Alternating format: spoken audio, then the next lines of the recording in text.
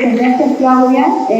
Agradecer también al equipo de la Biblioteca Central de la Universidad de Santiago de Chile por esta iniciativa, ¿cierto?, que estamos viendo desde pandemia y nos acordamos con Leila, ¿cierto? Así que agradecer a Leila, a Claudia, a Daniel y también a Ceci, por supuesto a Oscar, que nos acompaña hoy. Como decía Claudia, es periodista, pero también una buena columnista para quienes han tenido la oportunidad de leer, ¿cierto?, los fines de semana en la tercera, que siempre nos sorprende con alguna aguda crítica a la Constitución Nacional. Tal como decía Claudia, el día 28 de junio, de alguna manera este conversatorio nos permite recordar, ¿cierto?, lo que fue la revuelta ahí en un bar neoyorquino de Nueva York, ¿cierto?, de Stonewall, ¿cierto?, donde confluía, ¿cierto?, la comunidad gay, LGTB, afroamericana, afrodescendiente, trans, lesbiana, gay, ¿cierto?, que vivían en la clandestinidad, vivían consumiendo alcohol de manera clandestina y lo agarran a redada, ¿cierto?, policial y se enfrentan, ¿cierto?, lo que fueron los disturbios que duraron 3 días y que de alguna manera inician, ¿cierto?, lo que fue toda la demanda, la reivindicación de los derechos civiles de la comunidad LGTB y que de alguna manera confluyen con estos movimientos sociales que ya se están de alguna manera desarrollando, ¿cierto?, en Estados Unidos, que tienen que ver con los movimientos feministas, los movimientos pacifistas, ¿cierto?, las reivindicaciones también de los afroamericanos a propósito de sus derechos políticos. Así que en este contexto vamos a conversar hoy en todos estos 2 libros, ¿cierto?, que como decía Claudia, también nos recuerdan qué es lo que pasa también en nuestra historia como país a propósito de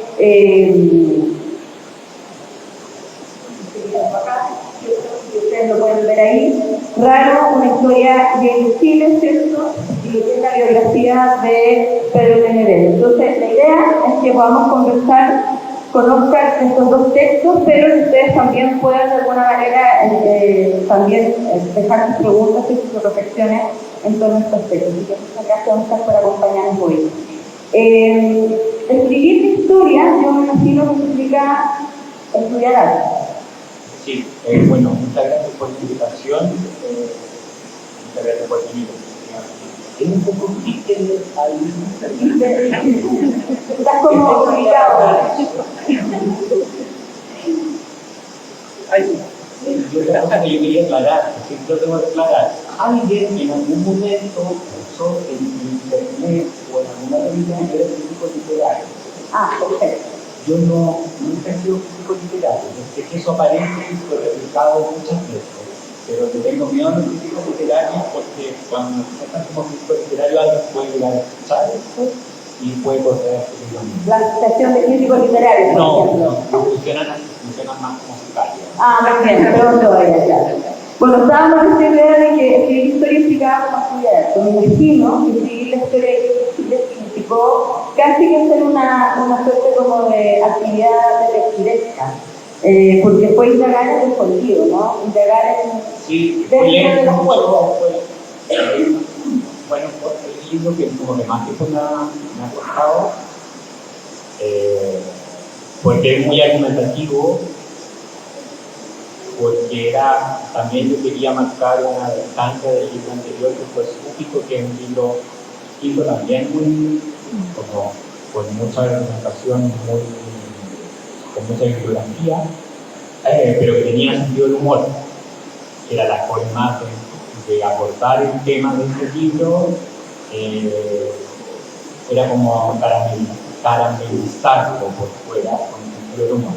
En este caso yo no quería marcar tanto con Súbito y quería que fuera un libro blindado, o sea, que no se pudiera desmontar por ningún plan. Y para lograr ese blindaje tenía que hacer una larga y efectiva investigación que fue en archivo, bibliográfica, mucha entrevista,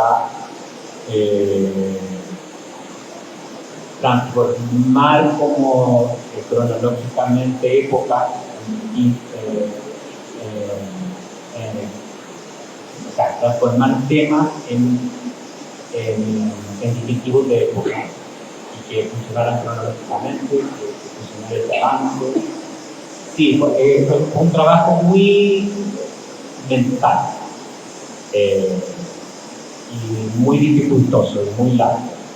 Pero fue un trabajo, por lo menos de la presentación de ustedes, para quienes lo leyeron, ahí pueden empezar a hacer sus reflexiones y a hacer sus preguntas también. Fue un trabajo que sorprendió, por lo menos a mí me sorprendió mucho en el sentido de que sacó algunos temas sumamente como, voy a ocupar la palabra todos las más de nos va a gustar, porque sacó temas a relucir que nuestra historia no estaba. Por ejemplo, esta idea de algunos personajes que teníamos idealizados desde la cultura, desde el arte, desde la música, desde la historia, que nunca nos habíamos imaginado, que habían ocultado de alguna manera su vida, ¿cierto? O parte de su historia, y que de alguna manera no las descubre, por decirlo de alguna manera. No tendríamos una igual yo no, ninguna, porque en el fondo no me libró de sacar del closet a nadie. O sea, cuando yo le comentaba determinados personajes que esperaban un poco eso, y es un libro que el rastro que sigue es el rastro que deja la homofobia. Entonces, todos esos personajes que aparecen son personajes que sufrían, que debieron enfrentar un ambiente hostil. Por supuesto, y es lo que más cuesta, yo creo que actualmente, no solamente en este tema, sino en muchos otros, cuesta hacer entender a las generaciones más jóvenes de lo que significaba no solamente en los 80, los 90 y los 2000, pertenecer a lo que en el libro se utiliza el concepto de minoría. ¿Y por qué eso lo usé en ese momento, en el momento que se publicó el libro? La noción de diversidad, la noción de disidencia, aún no era una noción generalizada, usada como pero a mí me parece súper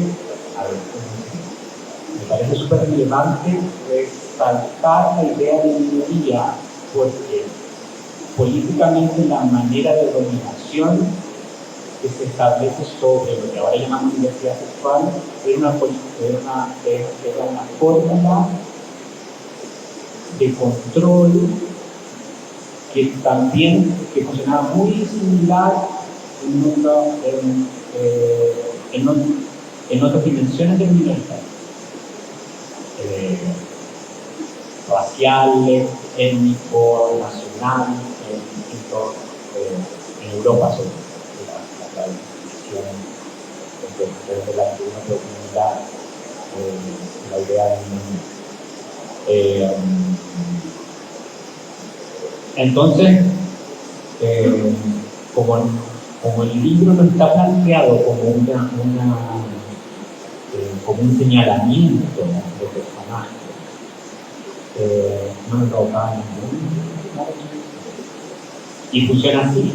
En la última parte del libro hay no sé si es una crítica, pero sí recuperan algunos textos de diario a propósito de, comillas, la aparición de la pandemia de VIH-Sida en Chile. Entonces hay copias, digamos, de cómo se problematiza o se informa de los casos, y hay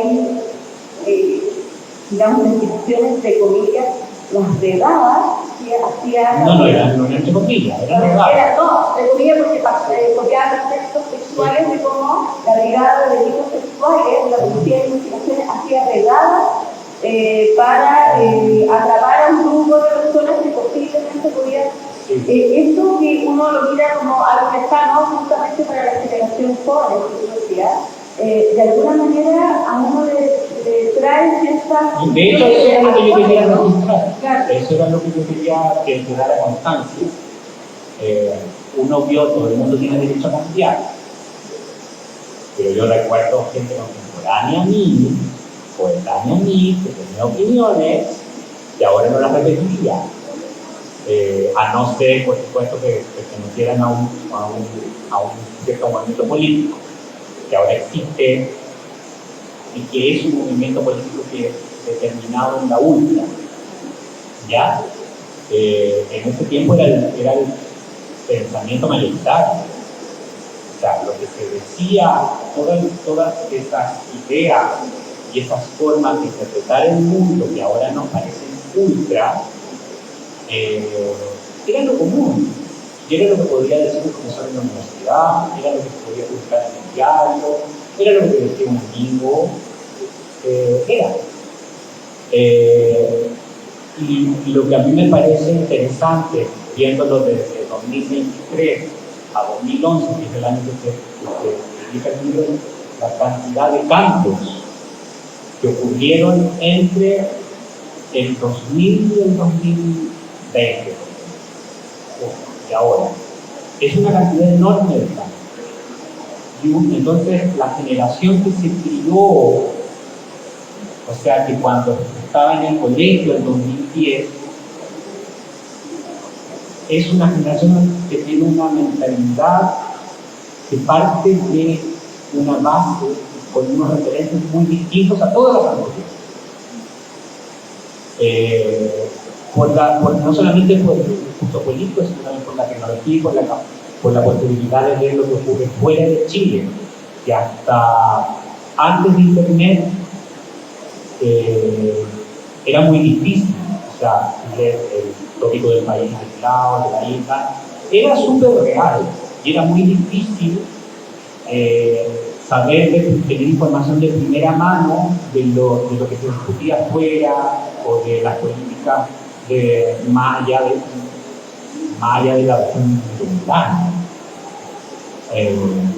Entonces,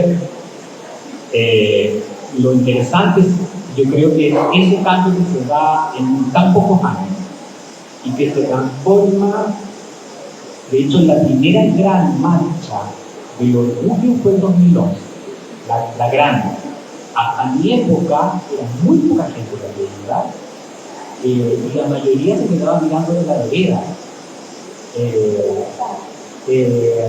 porque sumarse a la marcha era como correr el riesgo de que alguien sacara una foto y le dijera sus gestos, correr el riesgo de que apareciera un paneo de tele y apareciera. Es un riesgo.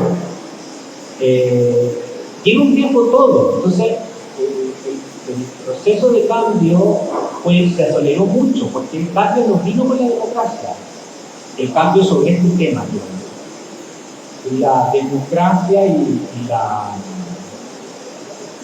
y los, por lo menos, 3 primeros periodos presidenciales que marcaron los 90 y los 2000, fueron gobiernos conservadores en el tema. Eran gobiernos que el primero, el de Patricio Elwin, que es con el que arranca el libro, con una locución de Patricio Elwin en Gira Europea, cuando un periodista que no permite que sabía lo que estaba pasando en Chile le pregunta sobre la homofobia, y dice, no, nosotros no tenemos ese problema en Chile. Lo que quería decir es que como que no había homosexuales,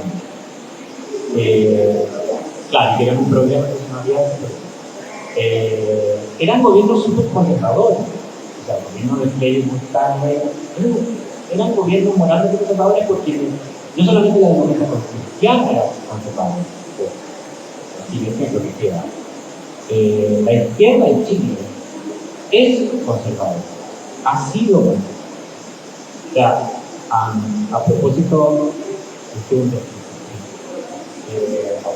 del escándalo ahora de la Revolución Democrática, el 2013 la Revolución Democrática no, un partido que se pone a Revolución Democrática, de nueva izquierda, de progresismo nuevo, etcétera, no había dicho, no se podía una noche muy buena. 2013. O sea, los cambios son ahora, son hace muy poco. Y los derechos, así como se conquistan, se pueden perder. Y vuelvo al tema el diálogo intergeneracional. Yo creo que hay una generación que fue la criada en democracia, en la que creció en los 2000, que no tiene conciencia de dónde venía todo, de cómo era el país que le tocó vivir a uno en su infancia, en su juventud, y lo restrictivo que era. Yo creo que ha habido muchos cambios muy profundos, pero también sospecho de que en muchos ámbitos esos cambios serán realmente profundos y que no puedan retroceder. Yo creo que es posible un retroceso siempre.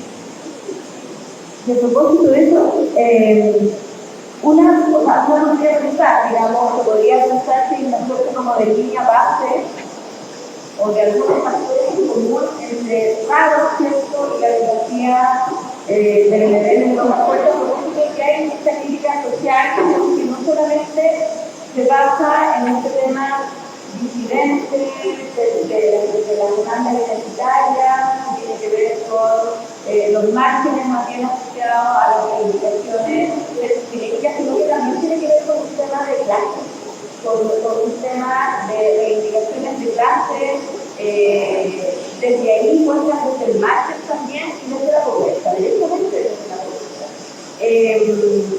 ¿Cuántas de estas rabia nos moviliza hoy? A propósito de este llamado fundacional que hacen, a propósito de las instituciones actuales, ¿no? De lo que se está jugando ahora, o de lo que se supone que se tiene que jugar ahora, y de lo que estos días, unos días, justo que en esta última columna que voy a hablar anteriores, a propósito de estas discusiones sobre educación sexual, de estas como nuevas reediciones respecto de si estamos o no en una crisis moral, a propósito de estos llamados que hacen ciertos sectores políticos, ¿no? Pero, ¿como cuál sería la segunda persona? ¿Cuántas de estas radios nos moviliza hoy? La rabia. Sí. No, a ver, en Chile la rabia es un elemento presente, yo creo que la convivencia virtual, totalmente. Y como es rabia, como es una emoción que no está desarrollada, es solamente que brota, puede ser cooptada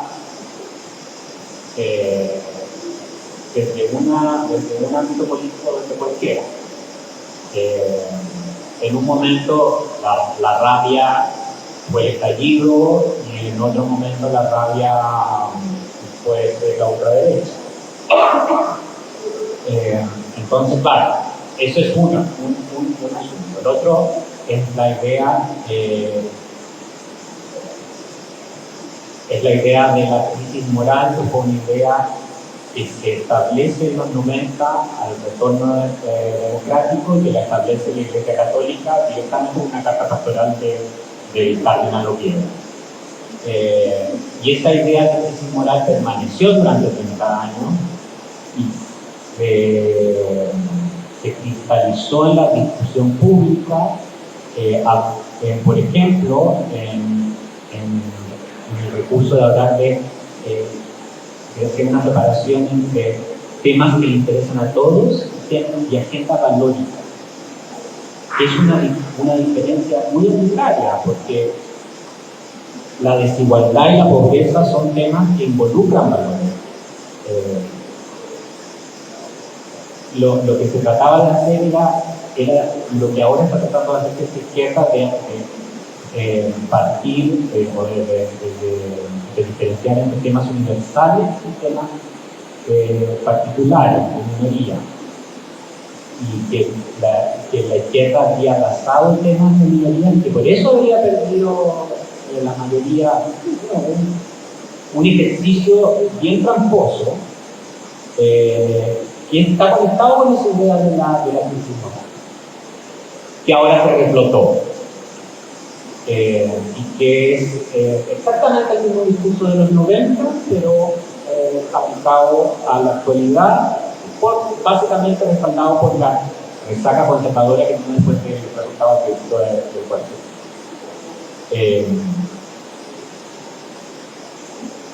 Y claro, y sobre todo porque no se ha resuelto ninguno de los problemas de fondo, ni siquiera los de superficie, que se plantearon en el estallido, que se plantearon en el primer proceso constituyente. La rabia permanece, solamente que está buscando, o sea, no la rabia, la gente está buscando quién canaliza esa rabia. Y cada vez los canales van desapareciendo, la posibilidad de canales a la izquierda va desapareciendo, y lo único que queda es a la derecha. Entonces, claro, la rabia puede servir, o como sirvió como discurso a Pedro Medellín, le puede servir a una persona o a un líder de la derecha, o un discurso de la derecha. En radiante, ¿alguien tiene una pregunta? ¿Desde nuestro público? ¿Una reflexión? ¿Consulta? No reflexiones no. Solo pregunten.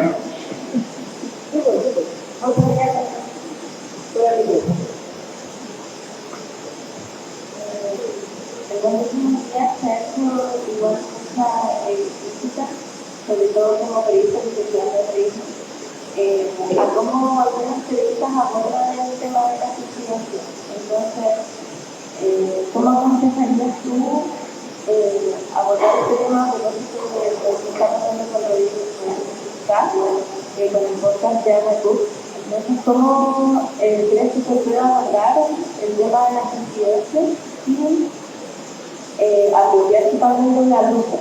Por mi lado, yo soy bisexual, pero también entiendo que muchos colegas periodistas me interesan estos temas y al mismo tiempo no saben cómo trabajarlo desde la ética. Entonces, yo no podría opinar justamente sobre el tema del podcast, no lo he escuchado ni estoy enterado de la polémica. Yo creo que como cualquier tema, estudiándolo, entendiendo que ese caso es un crimen, es una muerte que nunca fue identificada. Hay una víctima, una persona aparentemente, y todo indica, que fue asesinada. Poner en perspectiva eso es lo básico. Ahora, yo no podría opinar de un trabajo que no conozco,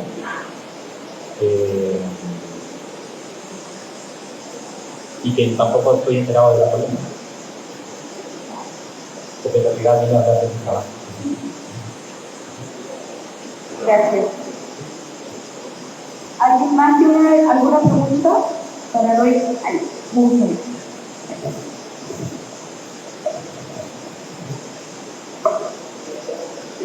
Es más que nada sobre el periodo de trabajo de del análisis mismo de la marginalidad dentro de los discursos. ¿Cómo te pareció el método de eso? Y más que nada el desarrollo del trabajo, cómo tú lo sentiste al crearte. Para tener una duda. Sí, a ver, ¿puedo empezar como?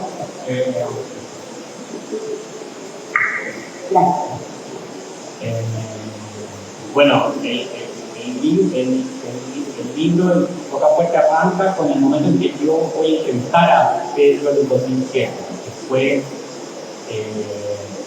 para un perfil que publiqué en una revista de fotos. Entonces, yo ahí lo conocía, pero sabía de él antes. Era imposible no saber de él, no conocerlo, no haberlo visto en alguna situación. Yo lo había visto en la escuela que tuvimos en la Chile, cuando hicimos una performance con Casas. Después lo vi una vez, eso me parece muy británico,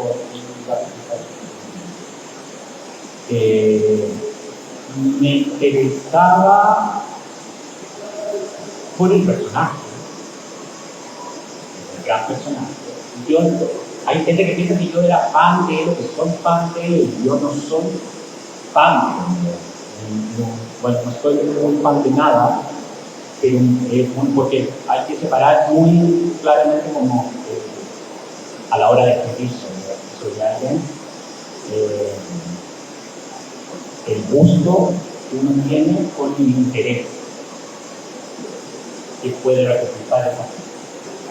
Como nosotros, por ejemplo, en la universidad de investigación académica. Supongo que yo no he hecho investigación académica, pero en el caso como de la aproximación, y hablo como periodista y como alguien que hace un perfil, en el caso de un personaje.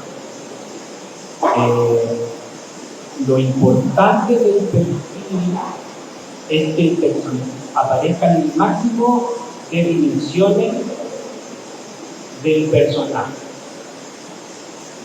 Y si uno tiene una aproximación solamente de la admiración, pierde profundidad. Como todo. O sea, todos tenemos muchísimas facetas. Los alumnos les digo, yo voy y le pregunto a los padres de ustedes, ¿cómo es Pedrito, Juanita? Van a tener en la conciencia al niño, claro, desde la guagua hasta el final, van a tener la relación padre, madre, hijo, hija. Es muy particular, en donde ese hijo o hija no se va a revelar como se revela, como se muestra con las amistades, o como se muestra con una pareja, en todas las dimensiones, en todas las cimas y profundidades. Eso es una cosa.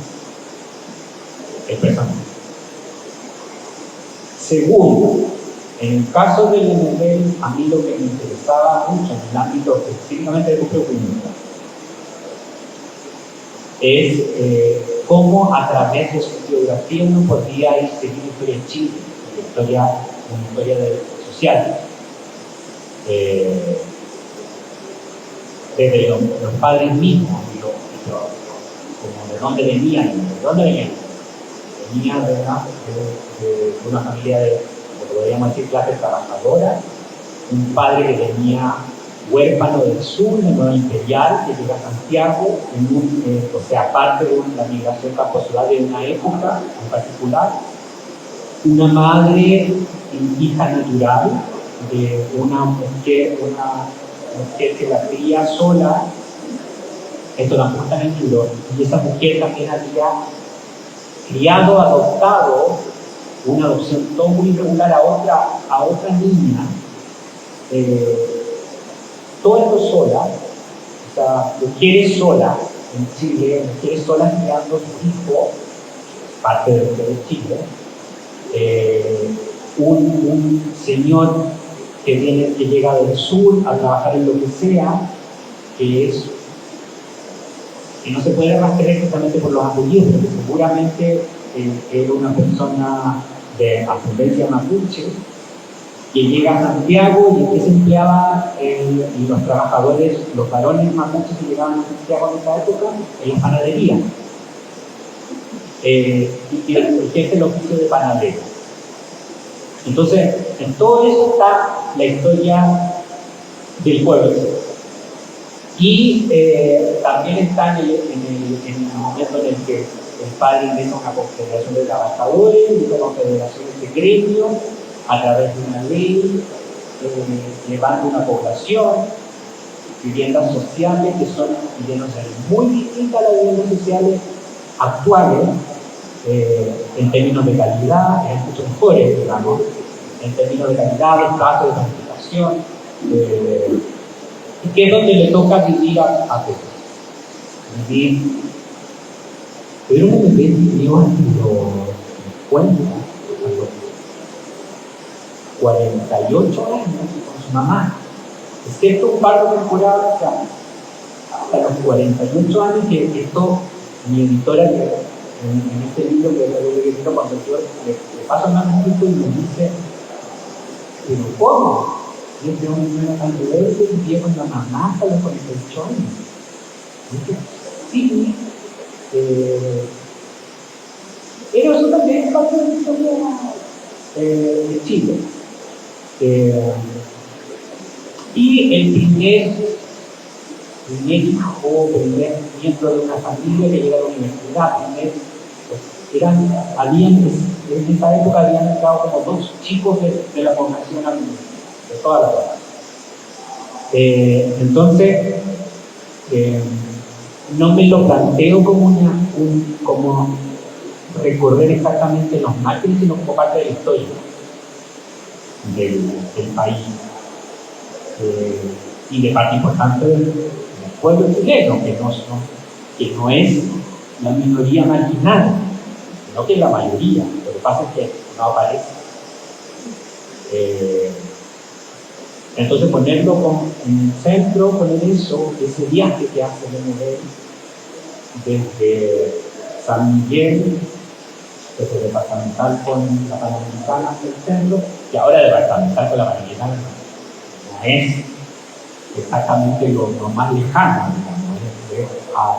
podría ser considerado en Chile un barrio de clase media baja.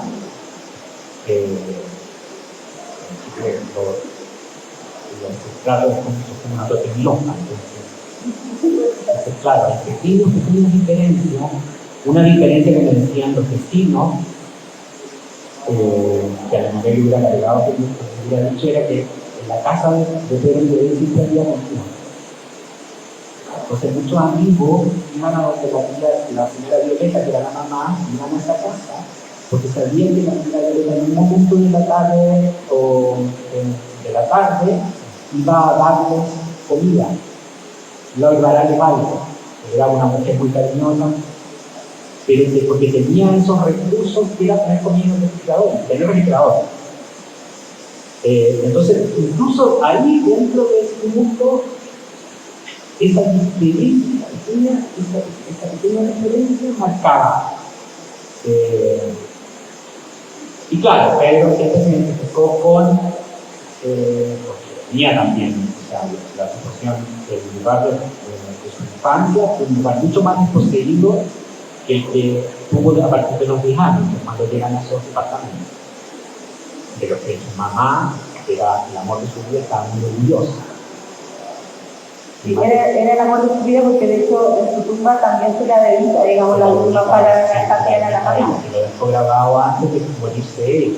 Entonces que tuvo que pedir permiso en el cementerio, porque decían, Señor, no se puede poner en la lápida el nombre de una persona viva. Algo hizo, batalló, y tenían su nombre en la lápida de la madre antes de que estuvieran muertos. Batalló, vamos a hacer hasta spoilers, batalló hasta el último. Como que los spoilers me dan lo mismo, porque siempre el punto es cómo está contado el cuento.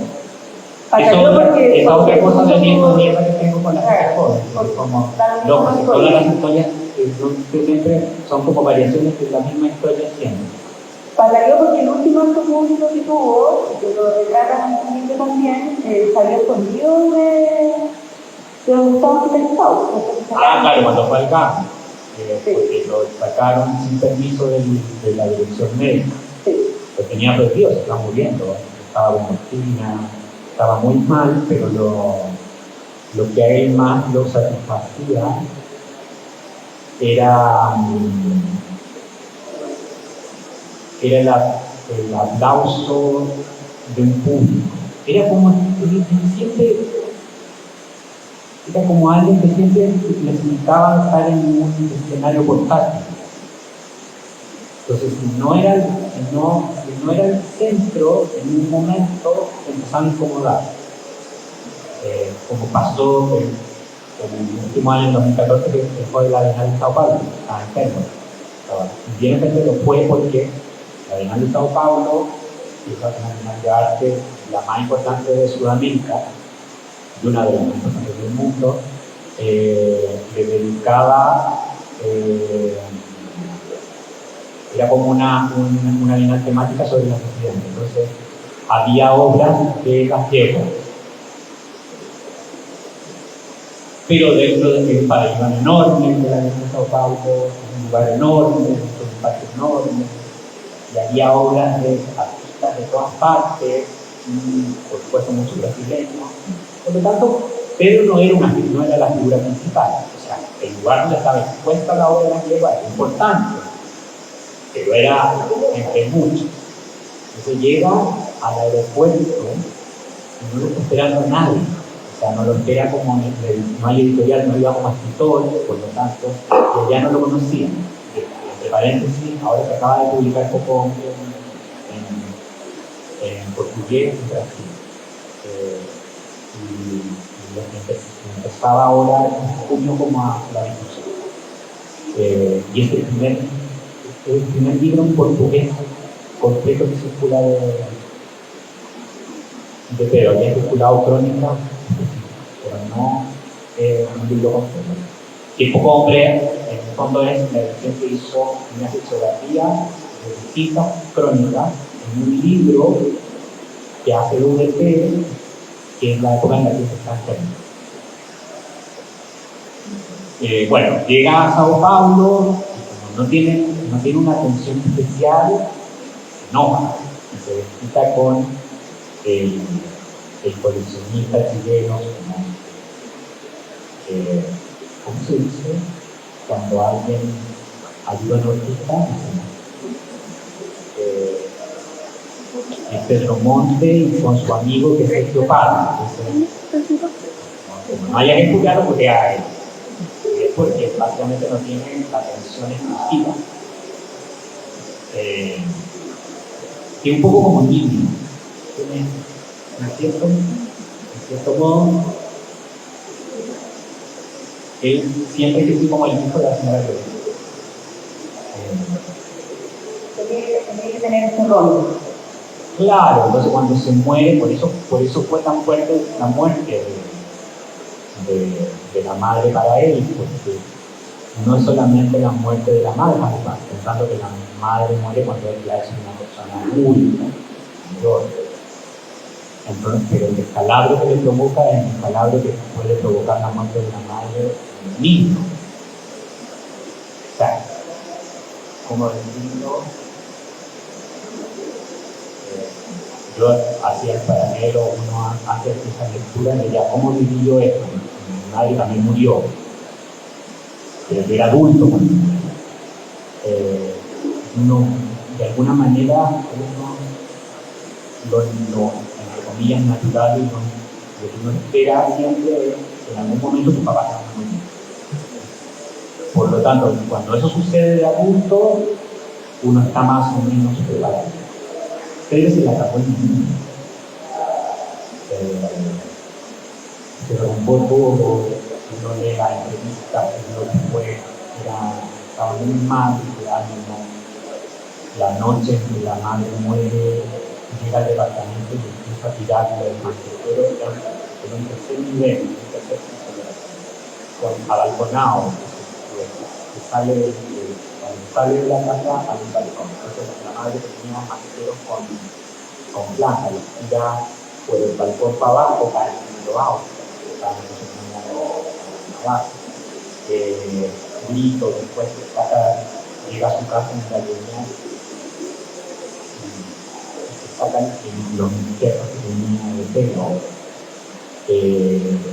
está ensangrentado del baño, es terrible. Una escena espantosa y un dolor que no se soportaba dentro. Y claro, yo eso lo miraba como la reacción de alguien, de un niño que pierde a su madre. Cuando el madre se murió de niño, tanto, y él después se disculpaba porque daba la sensación de que el padre había sido un padre maltratador, que no fue, digamos. Tengo un hombre de esa época, de esos años, campesino de clase obrera, que tiene un hijo, empieza a maquillar desde chico. Por supuesto podría haber sido mucho peor, ¿no? Con un padre que, según los testimonios, es un hombre muy silencioso, que respondía nunca respondió con violencia a lo que su hijo empezaba a hacer. Con esto no quiero decir que sea una gracia, ¿no? Pero La claro, cultura que vivimos y la historia que uno la masculinidad podría la historia que uno le ha tocado escuchar y ver, claro, ¿no? El contrapunto ahí era el hermano. El hermano fue creo que lo derechos con el hermano no se toleraba. Y el hermano era el contrapunto machista de la pregunta van a tener que ir dando como una última pregunta del cierre, porque la pregunta que yo tenía justamente esta idea de Lemebel en esta biografía que de alguna manera describe, ¿cierto?, los momentos históricos, o hace un guiño histórico a lo que es Chile, ¿no?, o a la crítica a lo que es Chile en el 80, el 90, incluso la recuperación de la figura de Lemebel en el estallido, ¿no? Esa recreación que hace de cómo de alguna manera uno puede ver en la revuelta, ¿cierto?, cuando va a las marchas, la recuperación de la imagen de Lemebel como una figura un poco icónica, ¿cierto?, casi como sí, una cosa de como que todo es ¿no? que hacer un alcance. La gente siempre asocia en los 80. Los 80 la mayoría tenía 30.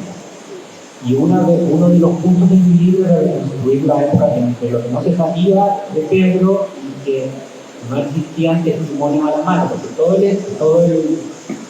la cruz, digamos, en torno a Pedro, a la cruz artística, eso existe en los 80. Y con ellos Pedro no hablaba de su época universitaria, que fue en los 70.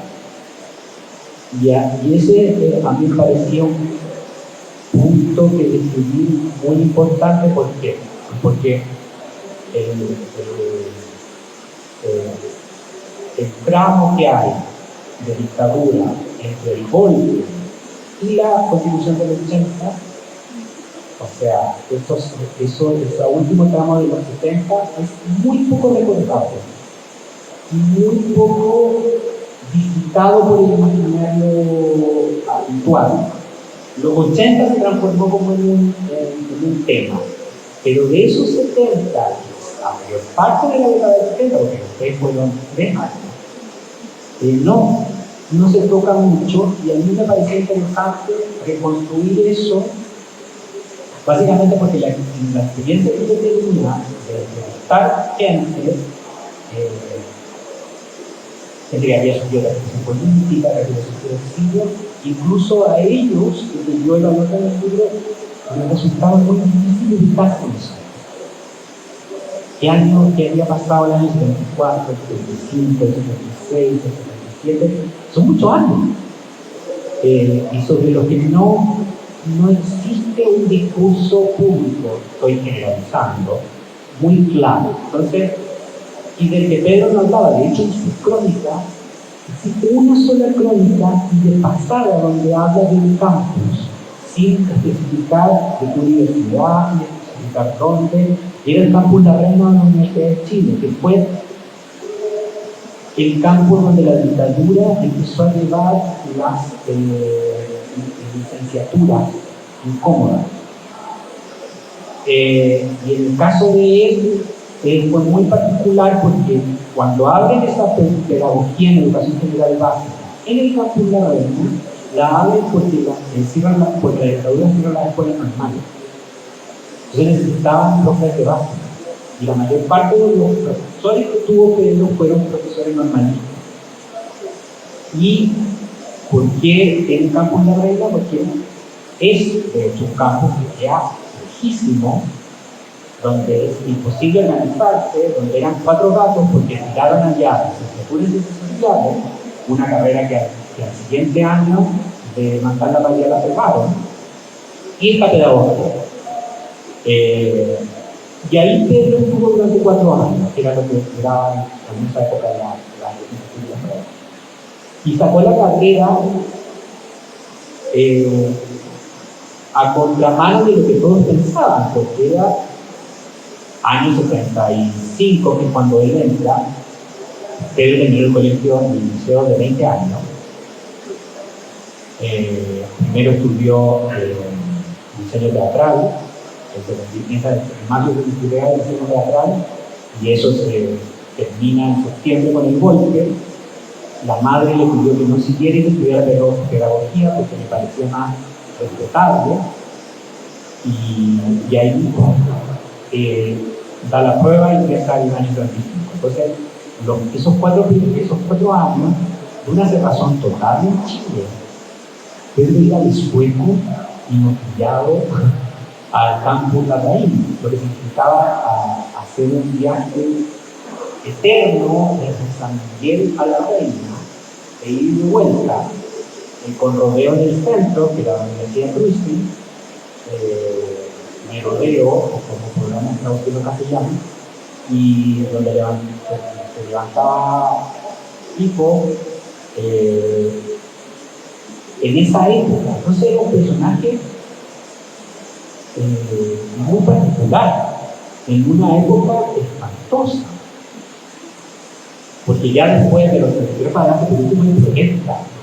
Quiero decir, hay una respuesta viva en la calle y en la posibilidad de un censo, pero ese periodo de los 70 de dictadura fue un periodo durísimo, que debe haber sido triplemente duro para alguien como Pedro Viñuela. Y de hecho es el periodo del que nunca hablaba. Y era uno de los desafíos era reconstruir eso, encontrar a gente que fue compañera de universidades, que no eran la gente que lo acompañó después, y que se enteraron de que Pedro Lemebel era Pedrito Mardones. La maravilla del relato que era el siguiente: está viendo televisión y de repente ver aparecer este ser y decía, ¿dónde? Y era Pedro Mardones. No tan reformado. Llegamos ahora usando el apellido de la madre, que lo quiso usar en los 90. Pero era Pedro Mardones. Si uno hace el contraste entre las vidas que siguieron todos los compañeros de la universidad y la vida de él, es diametralmente distinto. O sea, cuando yo hice el libro, los compañeros, espero que eran profesores que estaban jubilándose o ya jubilados, y ya tenían una familia, nietos, una persona que tuvieron una vida que era la vida que le hubiera correspondido a usted, digamos. Entonces él desafió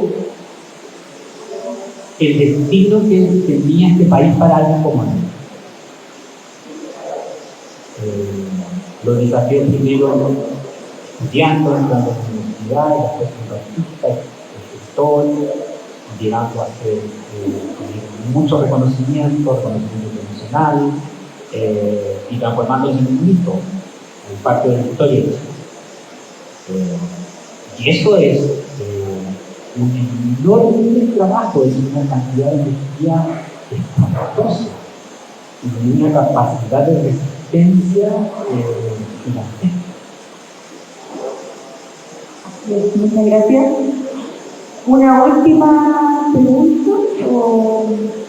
Sí, pregunta.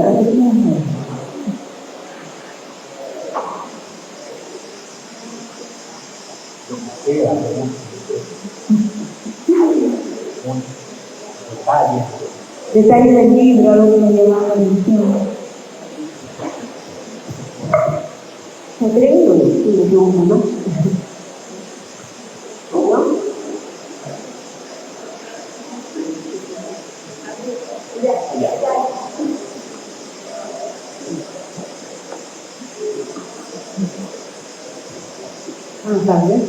Quería preguntar sobre el público objetivo del libro. ¿A qué público estás tirando particularmente? Bueno, yo creo que no, yo entiendo que pueda haber gente que tiene un público en mente, digamos, que cuando hablan de literatura infantil, o bueno, Yo, mi aspiración sería que lo leyera todo el mundo, porque como que no tengo un público en específico. Naturalmente, en el caso del raro, sí, yo sabía que era un libro que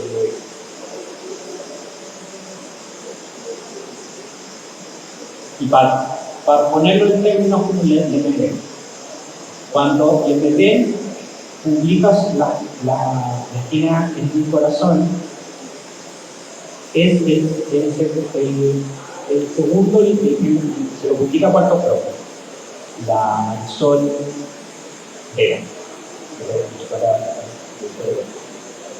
Y Marisol Vera había publicado el primer libro de poesía de Francisco Casa, La Otra Llena.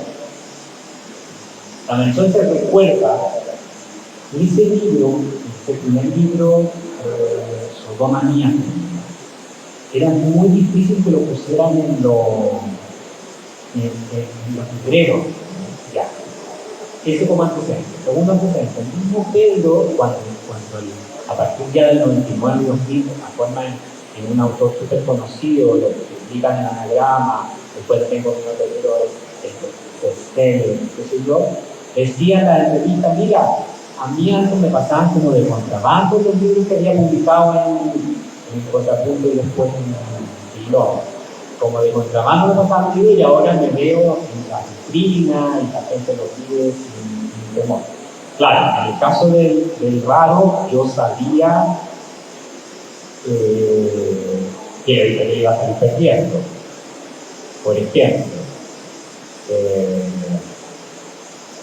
que iba a ser difícil. Los mismos libreros, los libreros que atienden en la librería me decían cómo lo pedían. Y siempre lo pedían con una excusa, como es para un amigo. Bueno, es importante el libro, loco. Compra el libro. Si lo vaya a regalar, pide un regalo, pero no necesito explicaciones.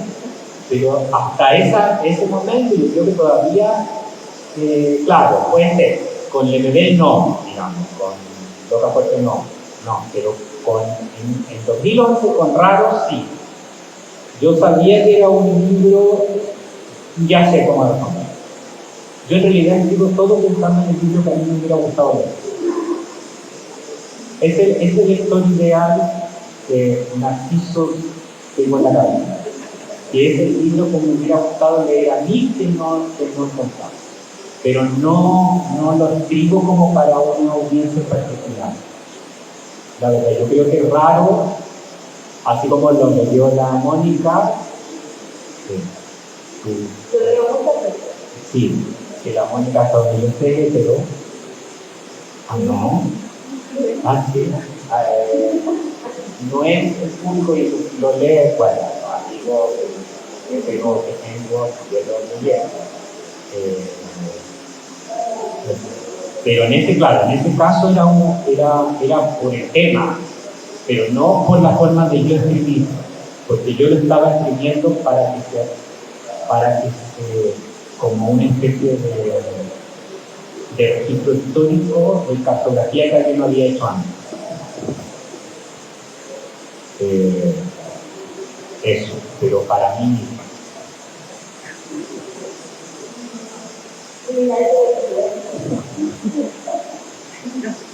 cosa tuya. ¿Me pregunto? Ya, bueno, hace un rato como que comentaste estas cosas de las generaciones contemporáneas, no recuerdo bien lo que te referías, pero sí me sentí como, no atacada, pero, o sea, yo nací en 2000, soy una generación contemporánea. Entonces mi duda es, con un libro, con ambos que vienen a presentar, ¿qué es lo que nos quieres demostrar? ¿Qué nos entrega a estas generaciones contemporáneas a través de tu libro? Lo único que no es que yo les quiera demostrar. Lo que yo establezco que no es un punto como es una generación distinta porque le tocó una experiencia en un mundo muy particular. O sea, el mundo de Internet, con Internet, es un mundo totalmente distinto al anterior. El mundo con el smartphone es un mundo totalmente distinto al anterior. Por lo tanto, cuando tú creces en un ambiente que tiene esos rasgos tecnológicos, que es algo parecido a lo que debió hacer imprenta, la diferencia entre un mundo pre-imprenta o un mundo sin automóviles, sin aparatos de combustión interna, y un mundo es tremendo. Independiente de la generación, no es como un ente que se propone ser de una forma, sino es un corte de época, y que en este caso tiene unas condicionantes mucho más profundas que las diferencias que yo podría haber tenido con mis padres o con mis abuelos. ¿Sabes? Por lo tanto, yo creo que el desafío, sobre todo en el caso de la diversidad y la disidencia, es lograr una conversación que no existe. En parte porque, sobre todo en el ámbito gay masculino, no sé si tanto en el ámbito del mundo de las lesbianas, existe y siempre tiene un punto a la juventud y a la imagen juvenil. ¿Okay? Y esta va a ser la primera generación que va a tener ancianos gays fuera del closet, en un término como el más antiguo. Y eso hace las cosas distintas. ¿Okay? Plantea un problema político de sanidad pública en términos de riesgo que vamos a hacer y que no va a haber ningún hijo, bueno, en algunos casos, que se haga cargo de nosotros en un país que tiene problemas de pensión, con la todo lo que sabemos. Entonces, eso acumula un montón de temas que son políticos y son públicos, que argumentan sobre el que no se ha dialogado en posterioridad. En ese sentido, yo aludo al tema del desafío del diálogo con las generaciones más jóvenes. Ahora, ese mismo problema o esa misma falta de diálogo se lleva a un nivel mayor y permanente de las mujeres sexuales, que tiene que ver con el cambio tecnológico fuertemente y después de la pandemia más agudo todavía, que no sé cómo se resuelve, pero que es como un desafío. Pero no es que mi punto no es como hacer el viejo de mierda que los jóvenes no saben lo que es. No, en la historia de Chile todo el tiempo pasaba por siempre peor. Pero en temas como el de la diversidad, la conciencia histórica marca una diferencia que no es intolerante. Vamos a despedirnos entonces. ¿Alguna otra pregunta? No, entonces vamos a agradecer a los invitados esta tarde por haber estado con nosotros. Muchas gracias por la invitación. Por haber compartido su generosidad y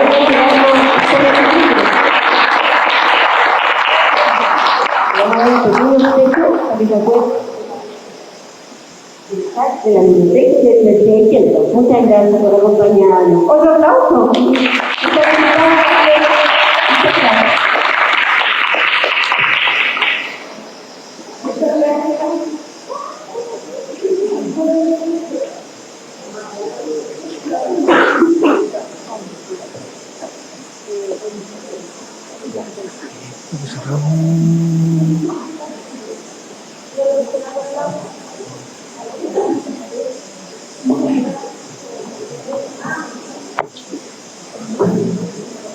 Hola.